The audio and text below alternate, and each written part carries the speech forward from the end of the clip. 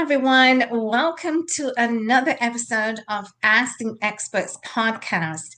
Today, we are going to take a deep dive into transformation and resilience. Today, we have a very special guest, Max Nijst. Max is a motivational speaker, he's an author and podcast host. Max will be sharing his journey of transformation with resilience, but also he is a recovering addict. And I am pleased to say he has been sober for 20 years. Max has dedicated his life to helping others break free from the struggles and build a life they truly deserve. In this episode, Max will be sharing his powerful journey of recovery and the mindset shift that has really helped to shape his path. He will also be sharing practical wisdoms for anyone who is facing the obstacles, the challenges, and who feel unsurmountable pressure or challenge in their life. Let's get started. Welcome to the show, Max Nijst. Thank you for having me, Alka. Honor is all mine. Thank you for being. It's been a crazy morning already here for me, but I am so honored to be here. Thank you. Welcome. Max, share your story. You have been sober for 20 years. Can you share with us what was the turning point that made you decide to change your life so profoundly? Well, just Was there a moment or moments?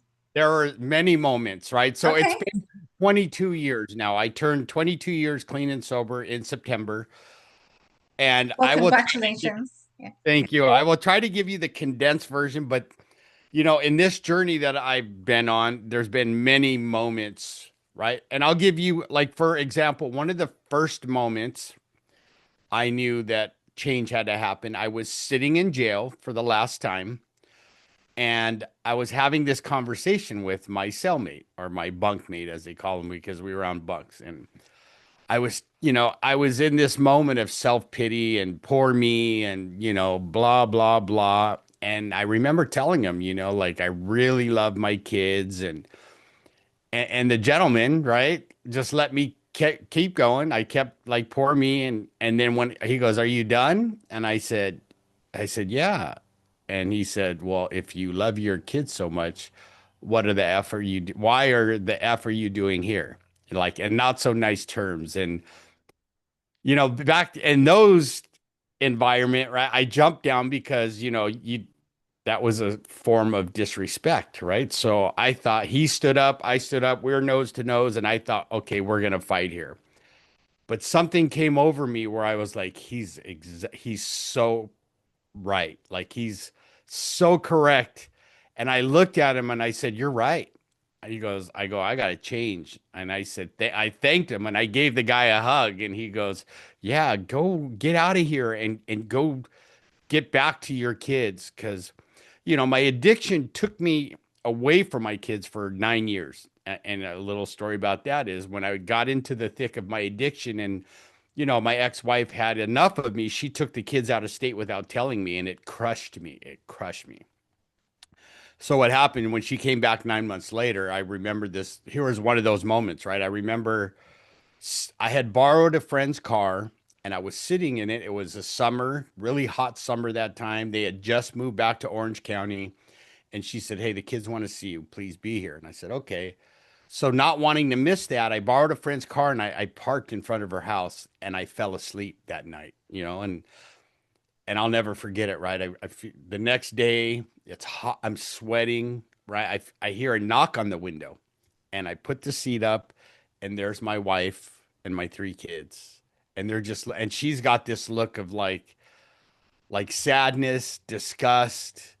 My kids are looking at me, and I'll never forget that feeling, Alka, of just that extreme guilt and shame and going, they'll never see me like this again. And that would lead me deeper into my addiction. but I would not see my kids for the next 9 years. And I mean, my addiction took me on a crazy path, right? Where like I just explained, and the last time I was in jail is when these moments started happening. And another moment where I knew I had to change is when my mother came to visit. I was Mm-hmm. 2 weeks in. Um, I had been going through this for years. So she came to visit, and before I could say a word, and like in the movies, they pick up the phone right through the glass, and I pick up my phone. Yeah. And she looks at me in the eyes and she says, I love you, son, but you're no longer welcome at my home. If you come near my home, I will call the police. And if the neighbors see you and I'm not home, they're going to call the police. What are you going to do? And I still get goosebumps thinking about it because that was another moment. At first I'm like, I don't know. And that's what I told her. I said, I don't know. And she started crying. And I'm like, why are you crying? You get to go home. I have to go back and go sit in this. And she goes, hearing her say that was the best answer you ever gave me, Mm-hmm. right? Because of all the prior empty promises. Oh, yeah, I promise I'll get a job or I'll go back to school or I'll be good to you, mom. And I'll do what I have to get the kids back so you could be a grandma. I mean, I can't tell you how many empty promises I, broke because of my addiction, right? Because once I started drinking and using drugs, all that flies out the window. But there have been many moments, and even in my recovery, where, I lost like 9 years ago. Now excuse me, I lost my sister. 8 months later, my brother would lose his battle to addiction and he would take his own life while I was moving out of state. And then 6 months to the day, my mom would pass away of literally, Alka, of a broken heart on Thanksgiving Day 9 years ago. That's sorry to And hear.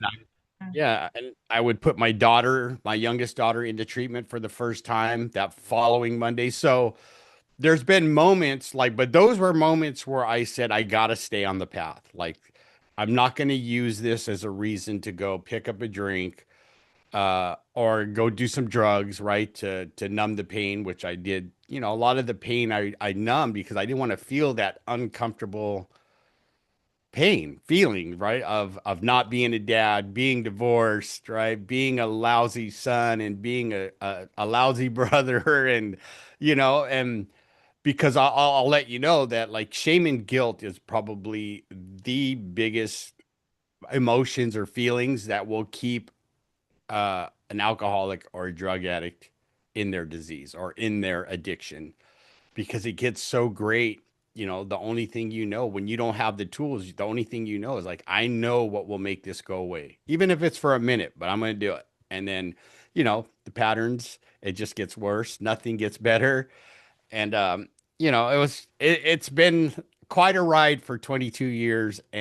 But I wouldn't trade it for the world because I'm sitting here with you today, which, like if I would have kept going, you and I wouldn't have this conversation because there would be like, who That is is Matt? true. You Yes, know, exactly. Yeah, yeah. but I love it. Go ahead. I mean, I could talk for hours about this, but I know we have a limited time. Well, no, absolutely. I can totally understand. I was just talking to a friend of mine who also went through his sister. He's got two sisters, and his eldest sister last year passed away from fentanyl, and then his youngest sister also, and she was on the streets. The older sister was on the streets in Vancouver, and she was a drug addict. She was taking, heroin, but she died of fentanyl. So, and his youngest sister, is also a drug addict. But I can only imagine that you shared the emotion side as of an addict is one of guilt and shame, because when you're facing those moments, those dark moments in your life, for whatever reason that you're taking drugs, um it only affects not just yourself. You're just kind of harboring yourself, but it affects the family. Like, I mean, and guilt and shame because your family are thinking, well, what are you doing? And so can you also share, because I'm just very curious to know, when those moments happen to any addict, what is happening? What goes through their mind? What was going Well, through your mind? so I had it put to me this way, which made very much sense at the time, right? When I was newly sober and I have a sponsor, still have the same sponsor, but I have like many mentors, that have been sober many more years than I have. So I would always ask them, um, like, why is it's, how do I put it? When you start going through those feelings, right? Especially like when I was married young, but I took my vows serious. So when that world started to fall apart, and how do I put it? You start feeling less than because, okay, in my head, I failed as a father, I failed as a husband. I don't know that not having any, like a father. My father died when I was young. So, and that's not the excuse, but what I'm saying is like not having those examples of what, a father should do, or having anyone to go to when that divorce went through. Like I had nobody. And my mom was older, so she would look at me like I don't know what to, she had been divorced many times herself, but her husband, her third husband died while they were married, obviously, but she would look at me like I don't know what to tell you because I wasn't perfect. I would see that look in her eyes like I wasn't perfect at, I've Right. had two previous marriages. Like, how do I help you? And um, and not having the tools or any not having for me, it was like I felt like I had no one to talk to. So when those feelings would come up, I didn't have an outlet, right? So my outlet became alcohol in the beginning, right? Drinking and going to a bar and, a little dive bar and talking to people, like just the movies, you talk about your problems, you have a drink. But as it got worse, like for instance, when I told you she took my kids without my knowledge to another state, that was a whole new level. Then it was like, for me, it was like proof I failed. So here's what I'm going to do. Plus, I didn't want, because at the time, yes, I was drinking but my kids having them every weekend kept me together long enough to like get through the week and then go, okay, I have my kids, cool. Like and I would tell people, don't come over. It's my kids and I. It's my weekend with them. I don't want to be bothered. And for the most part, a lot of people would respect that. But when that was taken away, you can only imagine, right? Like then it was like because I had no idea. I came home from work and there was a message on the answering machine and call me at this number, and it wasn't a California area code. So when I called it, I'll never forget. I asked her. I said, "Where are you at?" She said, "I'm in Nebraska and I'm not coming Oh, home." wow. Wow. And I That's a just long way off. yeah, my heart. That's what I'm saying. My heart dropped out of my body. I couldn't even speak to her after that. I just, I and that's when I was like, okay, I know what my little brother's doing. I know what my friends are doing. Some of them over here are doing the drugs, and I'm going to go find them now because I really don't want to feel this pain, but I don't know how to handle it otherwise. Right? That was the only tool I know, and it just spiraled really quickly out of control because and what I would tell someone who's going through the same thing, don't be afraid to ask for help. There's people out there. They may not be in addiction, but there's therapists, there's people that will understand, that may just listen to you because sometimes that's all we need is someone to hear us, right? Yes. And I felt like I had no one to hear that pain I was going through. So I felt like I had to carry it myself, and that was a big reason. I look back now as I've done the work is why I drank and used. It's like, oh, no one wants to bother with me, so I know what I'll do, right? That is Or, true. Hmm. I don't know how to ask for help, but I know what will take care of the pain.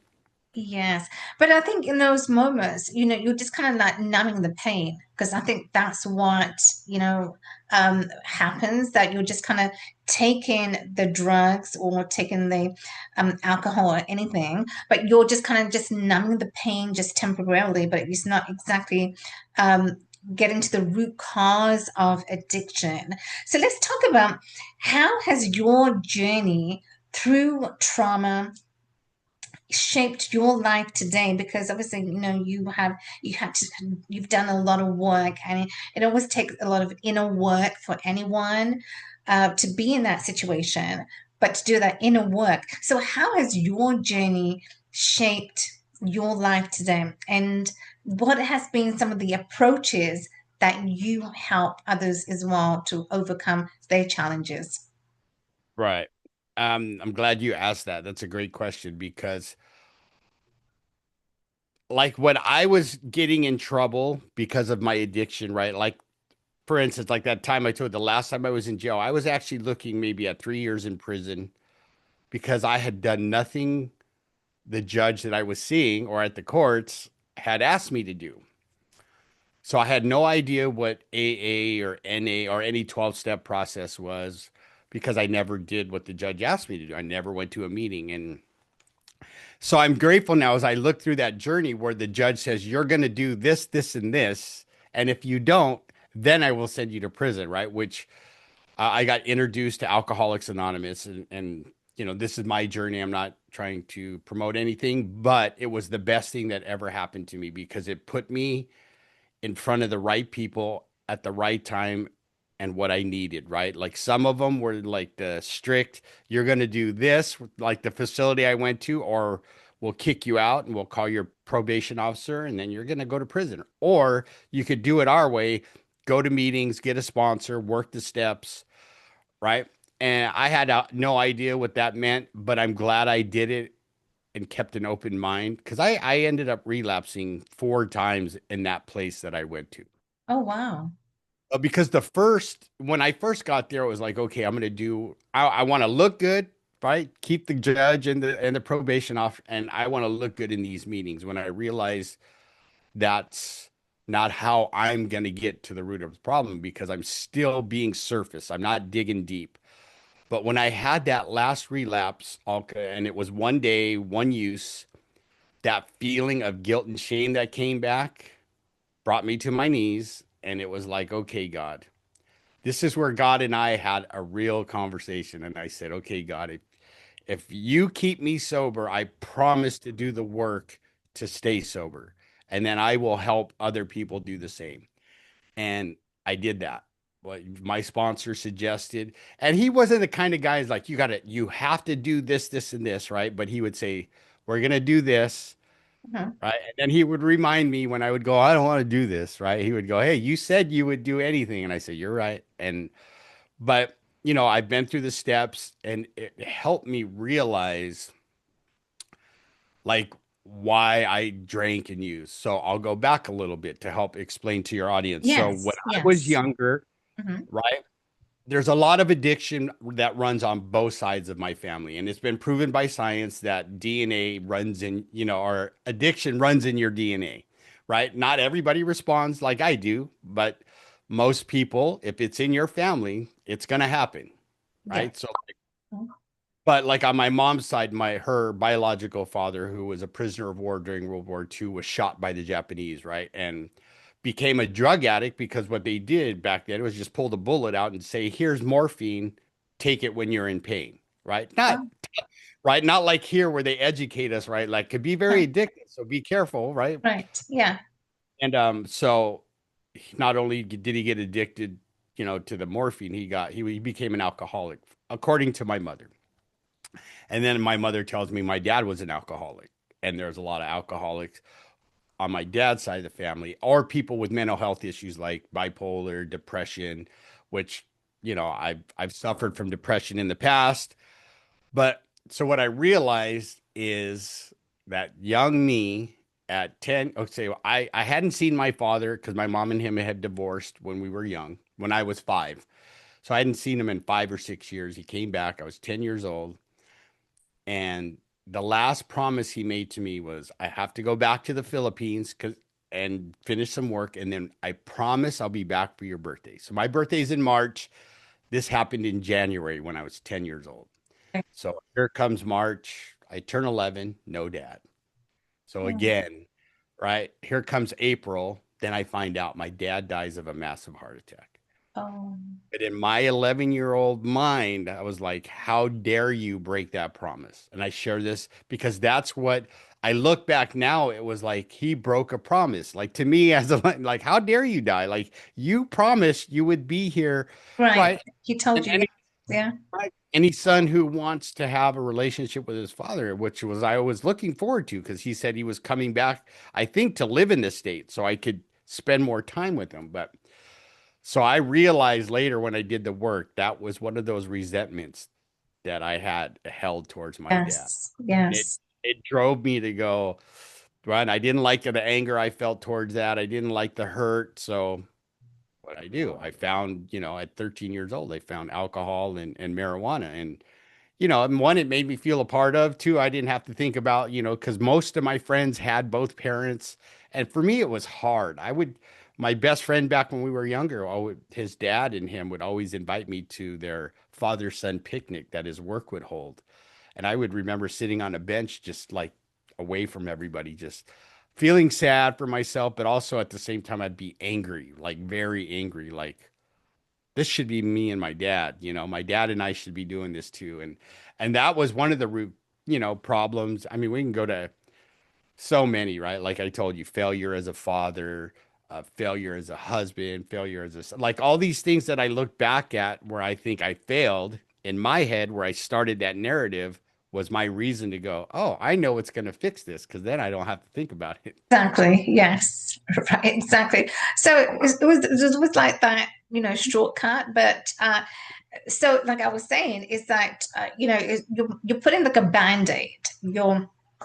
Anytime we have an addiction, and I can only just imagine that what anyone goes through, but it's just like a short-term pain, short term, and you're putting a band-aid and you're not going to the root of the problem. What role does motivation play when you are recovering? Okay, that is a very good question, motivation, right? Because like I said, I've been sober now well, for 22 years, for a long Yes. time now. Hmm. And I used to think motivation was a thing. But then I got involved in like personal development and some of my favorite authors like uh David Goggins, if you've heard of him, right? Yes. He Yes. says, excuse my language, motivation is shit. Like there's no such thing. Like you're either gonna do it or you don't, right? And so, but as I looked at my journey, there was motivation because I got my children back, right? After a year of sobriety when I relapsed that. And there's another story behind that. I started seeing the kids and then I relapsed and then I disappeared again. So, but after a year of being sober, I was allowed to go see my mom at her house because she told me, until you get a year, you can't come over. I don't want you Yeah. over here. Hmm. And then, my ex found out because I told her at 30 days sober, oh, I don't want to, be lie to you, but here's my reason. I relapsed again. And, the last word I remember her that day was like, you'll never see the kids as long as I live. You did it again. Clinic, and so motivation, here's my thing that I've learned that pain is a great motivator. Pain, you know, when I made that promise, instead of using that pain to go do something negative, I learned to do the opposite, right? Like, for instance, I don't want to go to a meeting today because I don't feel good or, I'm in a bad mood. I would tell myself, because my sponsor helped me think of it this way too. He goes, contrary action, which means if you feel that way, I want you to go to a meeting. So I would do Right. that Regardless. Yeah. Hmm. regardless of how I felt, even if I was truly sick, right? I would go to a meeting and I'd sit away from everybody, but I told myself, hey, I made this promise to God and to my sponsor and Right. to Right. myself. Hmm. I'm going to be here. So my first 3 years sober, I went to 2 meetings a day, every day, 7 days a week. That's amazing. Wow. Good. Congratulations. And that You know, was the first step. That was the yeah, first step. Yes.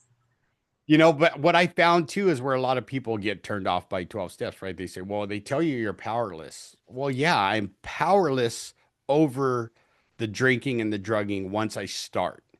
But how it was put to me by my sponsor is if you stay sober one day at a time, you have power. You have You have the power power. You have power over your attitude and how you treat people and yourself. So as long as you don't take your drink or a drug, he goes, there's always hope and there's power in that. And it started to stick like differently. And, And and then wow.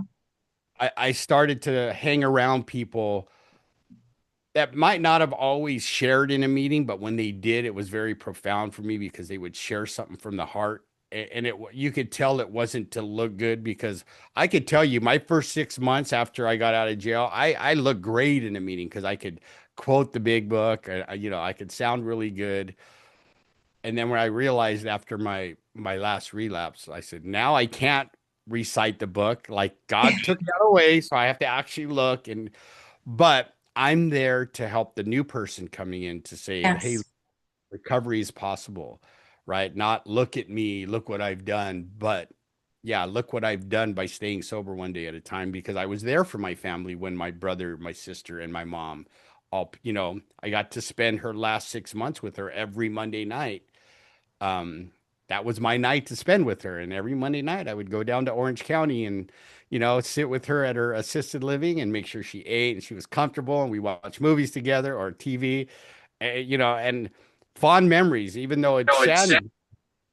There is fond memories because like I was 49 at the time and she'd say, son, do you think it's 7 o'clock? It's probably time for you to go to bed. And I would go, Mom, I'm 49. I don't need to go to bed just yet. I want to sit here and watch TV with you, right? Oh, it's so good. Yeah. You know, but many gifts that I have gotten from this journey, right? Like 2 weeks, I can tell you a little story. 2 weeks before she passed, we were sitting watching together a movie at her place, and I remember she was rubbing my leg, Alka, and I looked at her and I said, Mom, are you okay? And she goes, yeah, I'm okay. She goes, I just want to thank you for your 13 years of sobriety. She goes, God answered my prayers. And I get choked up because I didn't correct her. I was 14 years sober at the time, but to hear your mom say that, Say that. Yes. but I mean, the only thing I could come back with is I said, thank you for never stopping and praying for me. Mm. I'm grateful you didn't stop, Mom. And we hugged each other and, you know what I mean, watched the rest of the show. And I've got so many stories That is like, so cool. That is so beautiful. That is so beautiful. Thank you for sharing. I mean, just so touching. I was just getting goosebumps myself. And, those moments those precious moments that you had with your mother, and she was able to see you, sober would just delight her heart. So that's so beautiful. Can you share with us, Max? Can you talk about the power of identity transformation in the recovery of in your development? yeah, well, how do I put this, right? So, Take your you know, time. a lot of people, right, that dislike the 12 step say, well, you have to go into a meeting and say you're an alcoholic or you're an addict. So that's what you're going to stay. But to me, that's not true, right? I have to identify because of the traditions, associated with, like, say, AA, right? They have their traditions. Or if I go to an NA meeting, I say I'm an addict. But that's not my identity, right? Like my identity today is, yes, I'm a recovering person from addiction, but my identity that I see it is I'm a child of God who God has given him the blessing of being a husband, a father, and a grandfather. So like if I saw you on the streets, Alka, and we introduced, I wouldn't say, hi, Alka, my name is Max, I'm an alcoholic, right? I wouldn't, and that's where I think people get confused. But I mean, that's their opinion. That's fine. But identity to me now means, am I doing what God wants me to do? Yes. I being, um, am I living in integrity? Right. So am I doing the same thing when no one's looking? Or if they're watching, you know what I mean? Like I want to be, that's the legacy and the identity I want to leave my children and my grandchildren is when they talk to people, they said, you know what, Grandpa was, he always did what he said when he said he was going to do it. And we loved that. And he always shot us straight. He was always honest with us. And, you know, um, besides the work ethic and all that stuff, the money thing would be great. Yeah. If I came, I would leave them, send them to college. But that's where my identity lies. Am I being the man that God Yes. always wanted me to be? And I try to do that every day. I strive to be my best every day. And transformation, I believe, for all of us happens every day. Sometimes it's small increments, right? Like I was taught something, small steps daily, which Small means, steps. Hmm. right? Just keep moving forward, move forward, small steps daily. And to keep it simple for me, this is what they said, Max, just 1% better than you were the day before. Yes. You know what and if you start in January and Mhm. you end in December and can look back on your life for that year, you go, wow, I'm 365% better than I was a year before. Right. So it's kind of been my mantra over the years, of 22 years now. How many percentage am I better? But I'm human. I've taken steps backwards, not drinking or drugging, but like in behavior. But luckily, I've had the help and the support where I've done the work where I can catch myself and go, oh, that's not good. Like if I did something to you, hey, Alka, I need to apologize for what I said or whatever, and catch it and make amends right then and there, and correct my behavior instead of having someone go, Max, do you know what you did over there? Like, what do you mean? I didn't do nothing. Yes. Right? And transformation is one of the things I live by, and that's kind of what my podcast is about resilience and transformation and having people show the world like here's what I went through, and some were like it almost killed me, but this is how I transformed and this is how resilience looks and this is why I'm successful today because one, I made the changes and two, I help other people now. And that I think me becoming a substance abuse counselor after 2 years of sobriety has helped my transformation over the years because right? I can catch myself today if I'm doing things that I don't like. Like, why? If I'm telling him to do this, but he or she are looking at me and go, "You're doing the same thing. Why would I want to do that?" Right? Then I could go, "Oh, yeah, that's right. I'm not supposed to do that." But Hmm. but it helps keep me. It's like my self accountability. And trust me, Yeah. I have a lot of accountability partners that will, and check me on things if I'm going overboard. But I think God has graced me with some humility that, I can catch myself because now I realize it's people's recovery is going to happen the way they want it to happen. And I can't tell them to go to a meeting or do this or that, but I can guide them and say, hey, Right. I Hmm. think you do this, or I suggest this. And if you don't like it, you can always try something different. But I used to be when I first became a counselor, it was like, if you don't do it this way, I can't work with you because you're gonna die and I can't watch you die and blah. And then a couple people would say, Max, you need to relax. And so I've learned, right. And I think having kids and grandkids helps me become a better counselor too, because like what I try to teach, certain things in life to my clients is like, would I teach that to my kids or no? Or would I teach that to my grandkids? No. Okay, then why am I doing it here? Hmm. I guess to a point, to an extent, keeps you humble. Like you said, you got children, and they always keep us grounded and they keep us humble. So I think that's kind of in that way, it's really good. Um, when life throws unexpected challenges, how do you advise people? So here, through my personal experience, right, I just shared with you my family. Well, Hmm. 5 years ago, I lost a granddaughter at 3 months, and we did, I should say, a granddaughter at 3 months and a day old. And then my oldest son, from his addiction, almost died of a massive stroke. I mean, he's over 2 years sober now, doing well. But here's what I've learned, and I've learned this from some mentors, even outside of recovery, where when that happens, I lean into it. I lean what they call either embrace the suck or lean into the suck.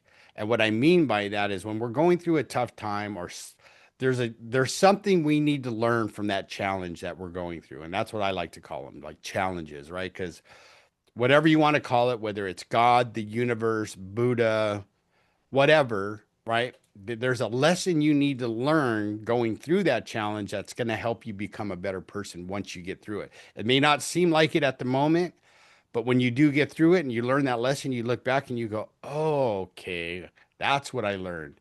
Then you can turn around and help someone else that may be going through the same thing, right? And I believe, because God, I believe in God. That's my faith is strong. I think he has us go through those lessons so that we can help each other grow as human beings. And that's been my path, even as a substance abuse counselor and as a sober coach and speaker and author, is that if I can help someone change their life that is going through something very difficult, right?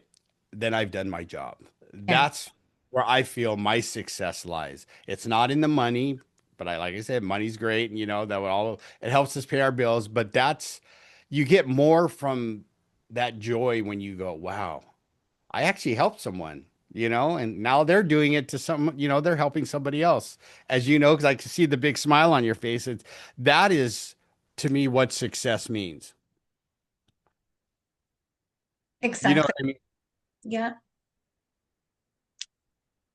Success is how you show up not only for yourself, but how do you show up for your family? How do you show up in the ways that matters to you the most, that you're helping other individuals? And I had a smile on my face because I can totally relate when I went through a very bad divorce. And I'm at a point in my life today that I want to help women, really help them through the adversities that, most women, when we go through adversities, it's like, oh, but I can't do anything. I'm not going to be successful. But you know what? This is what I want to change the narrative, that yes, you can.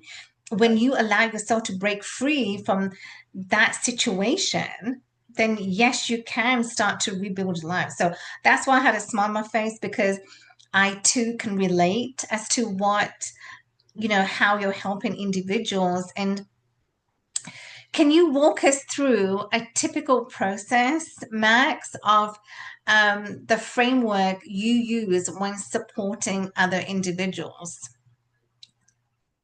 First and foremost for me, I got to remember I need to meet them where they're at, Mm-hmm. right? Whether they're new in recovery or going through whatever the situation may be. And what I mean by that, because I have in the past where I think, okay, this is what I did, right? And then you tell them, and I've had individuals look at me like, I have no clue what you're talking about. I'm not even there yet. Um, but I ask a lot of, open-ended questions, obviously, to help find one, what is the main problem they're struggling with, and two, finding out where they're at in that journey so that I can guide them to the answers they're looking for without trying to give them the answer. Like have them come up with their answers. Because I have found a lot of the time in the field I work in addiction, is that you have to guide them. I think I say it's a must, right? Because if you try to do it for them, they're not gonna They're they're not not going to gonna do it. be Yeah. they're not going to want to do it because they're like, why should I do it? Max is doing it for me, or Alka's doing it for me, Right. right? And as you know, like going through like divorce is, I wouldn't wish that on my worst enemy. Even, people say they've had like, not nice divorce, but they were cordial to each other, but it's still horrible, right? Because if there's kids involved, or whether it's not, Yeah. the feelings are still there, like hurt and anger and resentment and this and that. Yes. So, Yeah. yeah, I mean, that's first and foremost is meeting the client or the person I'm working with where they're at, and then just trying to become their guide and asking the Right. right questions Right. that they can find the answers so that at the end of it, they can go, wow, I did it. Not Max, or so and so, but I did it, right? And then the thank you was like when they say, thank you for helping me, you helped me find the answer. Yeah. No, that is amazing. Absolutely. And being a guide, and I love that, because you're a guide, you're a coach, you're a mentor to these to your clients, and they need to be the ones to find out as to what is holding them back from the addiction that they've gone through. So, and I can totally understand. You're just there as a guide, but they're the patient, your clients, they have to be the one to see that they have so much potential. And here's another curious question: is that anyone who's going through that dark moment in their lives, right, of trauma and um, addiction. That's that dark moment, just like a divorce. Everyone has potential, and oftentimes when, people might say, your friend's family, oh, but, he's a loser, she's a loser. And, but you're not. That's just a narrative that we are told, that we are put upon us. You're a loser. You're not going to be successful. Who said you're going to be successful? But then we got to see our potential. We can. Yes, we are. How do you reframe the positive to the negativity that your clients have been used to? How do you get them out of that funk that they've always been in? So I'm glad you asked that question because this is what I do. And even with the ones that struggle with, you know, a higher power or the God thing, right? And Mhm. it always catches their attention no matter what. And I say, because I'll hear them say, I'm not worth it, I'm better Yes, off, I do better in jail or prison because that's what I'm used to. And I go, look, I tell them, I look them in the eyes and I say, you are a child of God. God does not have any grandchildren. We are all children of God, right? And they go, well, yeah, okay. And I said, well, God doesn't make junk. You're not junk. You deserve the best sobriety possible. And I have found when I've done that with my clients, they actually get a glimmer of hope, like someone actually believes in me. And I said, and then I follow up, like you said, I said, we got to change the way you talk to yourself. We got to right, change that. I said, I understand we've done things where, is the response we get because of our addiction. But I said, today's the first day. I said, if you woke up sober today, which you have, I said, you're a miracle, right? Because our DNA tells us we're supposed to put a drink or a drug in our system. And I said, you woke up sober today. I said, and if you go to bed sober without hurting anybody or yourself, I said, you've had a perfect day in sobriety. And that's all I want you to think about. And they look at me like, wow, that's easy. yeah, Oh, no, I go, it's simple. It's not easy, but it's simple if you just look at it from that lens. And I said, right, I believe that you deserve the best sobriety possible. So if I believe that, why can't you? So let's start working on it. And then I'll give them assignments to do, like a gratitude journal. Start, changing, like neuroscience says, you start putting positive things into your brain first thing in the morning. And at night before you go to bed, you'll build new neural pathways. right. But that one is a hard thing to do because they just don't have, some of them just don't have the attention or the want to do that. But some of them do. And I said, all I can do is, give you these suggestions. I go and I always let them know everything I'm teaching you, I've done myself. So don't think I'm making you do something that I haven't done. And Mhm. that always makes them feel comfortable too, and slowly they, not everybody, but most of them will open up and go, wow, I've never heard that before because I've been called to, what, my whole life. I said, well, you're not. You've made bad choices. That's it. But in God's eyes, you're perfect, right? We just got to change some behaviors and some thinking, right? You got that stinking thinking, as they call it. We got to change that.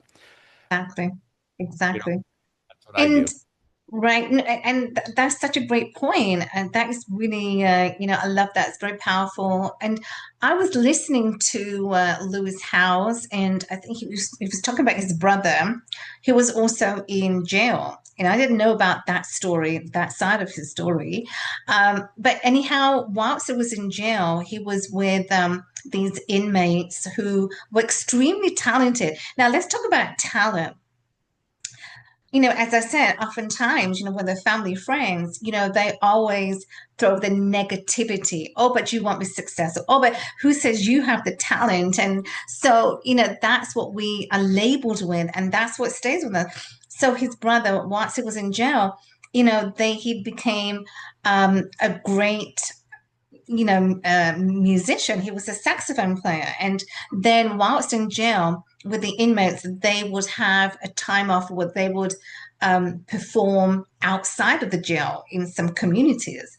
But then that's how his brother found his talent. And so now he was in jail. But once he began to find his talent, he totally changed his whole perspective of life. What he was told when he went to jail, and even prior to going to jail, and the guy that he was, he was told loser, but that's what he was told. But now his life totally changed. Right. And so that's what happens. So we need to find the talents. And how do you what is your thought process? That is it the talent that makes us great, or are we great and then we find our talents? Doesn't matter what stage of life that we're in, whether it's an addiction or non-addiction or an addict. But what is your thought of mind? Is it the talent that makes us, or how? Just share with me. Well, what I that brings up a great point, right? This is what I learned when I first started jujitsu.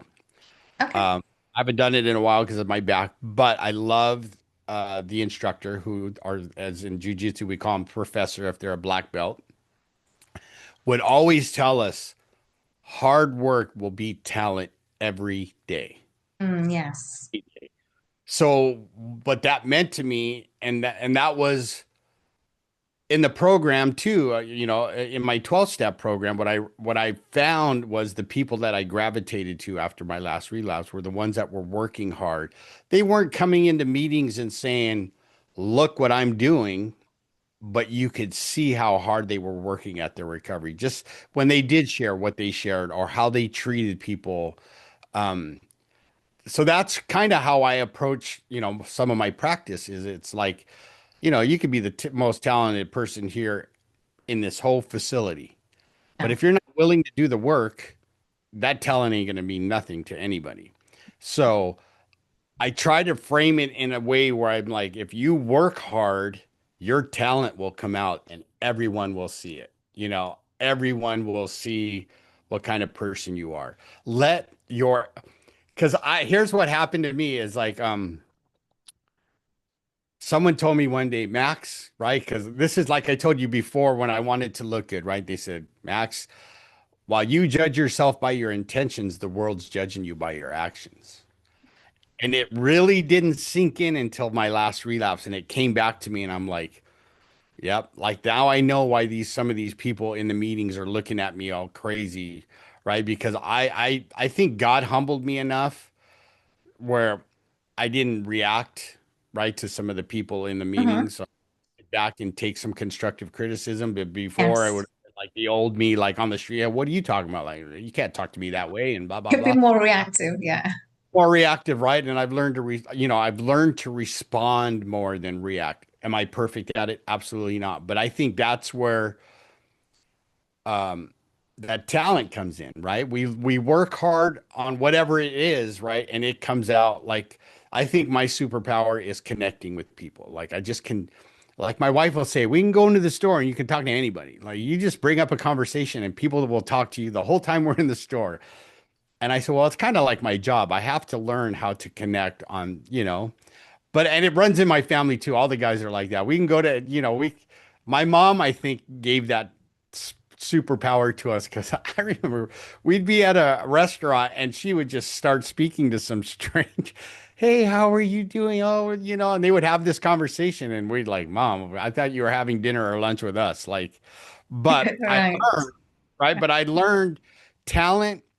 You can be talented, but not do the work, and so that talent doesn't show. Yes. But you could work hard and do something, and your talent starts to grow. I believe that's what I've learned, and I think that's how I try to help my clients. I said, you're not where you need to be right now, but this is where you need to start, and right, like start working. And I give them small steps, right? Because I want them at the end of the week to say, hey, I accomplished this, this, and this that you gave me, right? Because if I give them too much, I know, like for me, if I get overwhelmed and I don't do it, I'm like, You don't do done now. Yeah, it. you don't do it, right? But if you give them small things, and I know if I do small things over the week, I can look back at my week and go, oh, hey, I did pretty good. I accomplished, 80% of what I wanted to do. And but that's, transformation, resilience. I mean, that all, as you and I know, Alka, like, you will get the same lesson over and over until you learn it, right? And that's where the universe or God will say, I'm trying to help you, right, with your talent and help you grow, but you're not listening to me. So I'm going to show you this again and again and again if I have to. Right. But that's why I think one of the keys to talent and all that what we're talking about is having an open mind because a lot of the guests that I've interviewed lately on my, and I'm sure you'll agree, have taught me that we are spiritual beings having a human experience, right? And I we're love that. Yes. all here Oh, to yes. connect and be kind and to help each other. And I've it's like that message is loud and clear now. And and hopefully I'm portraying that to your audience and to you because I believe that like we're all here to help each other, not harm each other, and connect. And let's see how we can make this world a better place. That is beautiful. Can you talk about the part? I think you might have talked about it, the power of identity and transformation in your recovery and development. Yeah, I think we talked about that. What is the legacy you want to leave, and what do you want to be known for after you leave this earth? All right. So So I'm it's a gonna two-step process, two-step let's do question. I love it. So my identity in the beginning used to be I'm going to be this super sober guy that just everybody knows, right? And then I realized that's not what I want. That's not my identity. What we talked about is what my I want my legacy to be and my identity is that I lived in integrity each and every day and I did my best to help others every day, right? So when my grandkids or my kids or my great grandkids speak about me, I hope it's like grandpa said what he meant and he meant what he said and he did what he said he was going to do every time he said he was going to do it, right? And that he loved us and was kind and caring and that's what I want to leave the world, right? Like I want every when people look back when I'm gone and say like Max cared, like let's take a look at his life. Here's all these moments he showed how much he cared about other people and that's my hope, my legacy is that they say, Max was the guy that said he was the same guy when no one was looking. Let's put it simple. He was the same guy when no one was looking just as much as if they were looking. Mhm. That's if I could say it in that way, that's what I want my legacy to be. That is beautiful. So, Max, your final question. You're a speaker, you're a podcast host. How do these platforms amplify your message and impact the world? Well, I can't say much about I haven't spoke much lately, but I think the platform of having a podcast like like bringing guests on that could really share I have become, it's like I'm the medium, right? Like, okay, God, you put the guests in front of me, I will interview them and we'll see what their message is. And having that platform to allow people to get their message out of hope, of love, of compassion, and kindness, I think has helped me get better as a podcast host and has allowed me to have amazing guests. I always call them special and amazing because their messages are just beyond this world to me, right? Because it's a message of hope. Here, because I that's what I heard. Like the last five guests were all pretty much in their own way saying, we are spiritual beings having a human experience. How can I help you, Max? And I'm like, what do you mean? Amazing. How can you help me? I'm like, how can I help you? Right. And we just have a great conversation like you and I are. And I think even today, right, people are going to see this conversation and go, wow, those are amazing people because they truly want to help people like grow it as a human being, right? And I think that those platforms have allowed me to have people become who they are meant to be, or at least show the world who they are and that the world isn't as crazy, even though you and I know some places it's crazy, but Yeah, we can all come together and be one and love on each other and help each other and make this world a brighter place. absolutely. And that's what it's all about. It doesn't matter, as long as you have that perspective of, it's love. And not many people like see it that way. That because there's so much hate. There's so much hate around, and but we embrace the love, and it doesn't matter what anyone is going through. We get through it so much better. Right. So, Max, I want to thank you. And first of all, I really want to acknowledge you. I want to acknowledge you for everything, those dark moments in your life that you've gone through. But I want to acknowledge you, the work that you have done today and the work that you're doing and you continuously do. You pour your heart out and you've dedicated your life to helping others to break free from the challenges, from the addiction, the trauma, those dark times, and to live a life of their dreams. And so I want to acknowledge you, Max, for doing the great work that you're doing today. Thank you so much. That means a lot to me, Alka. Absolutely. And so we have come to the end of another powerful conversation with Max Nijst. And I want to thank Max for joining us today. And I want to also acknowledge each and every one of you for tuning in, because Max has shared invaluable insights on overcoming trauma, addiction, and also the toughest obstacles that he has gone through. But also, he's here to help each and every one. And Max and I want to also let you know that it doesn't matter what you're going through. It doesn't matter what the adversity is that you're overcoming, or you're in that situation right now, but there is help, and we want you to seek help. And Max, can you share with us, where can people find you and how can we support you? All right. There. So I'm on all the social media. So on Instagram, I'm under the Fearless Happiness Ninja. I'm on Facebook at max.nijst. You can find me on LinkedIn. I'm on TikTok, any of the social medias that you could look. And I also have a website at Max Nijst or Max Nijst. See, sometimes Alka, I say my name wrong, according to my brother, but I've heard my family. I know we're off track, but it's nice to everybody. So maxnice.org, and you can find out what I do there. Um, I have written a book. It's called Fearless Happiness, My Addiction, My Battles, My Recovery. And book number 2 is coming out in January, called Fearless Resilience.